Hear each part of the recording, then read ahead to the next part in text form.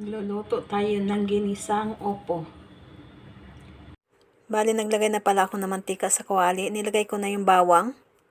Isusunod natin yung sibuyas. Haluin muna natin siya. And then, pagkatapos, isusunod natin yung kamatis.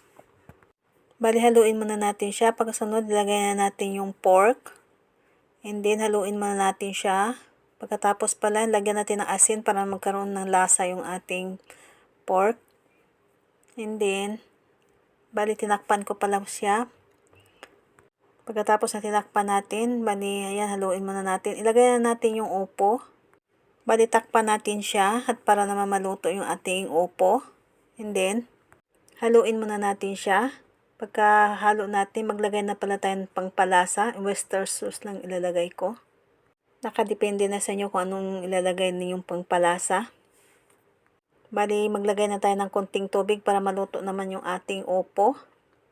Pagkatapos na tinakpan natin, bali, buksan natin yan, kumukulo na. Simplihan lang natin ating pagluto at para naman hindi tayo mahirapan.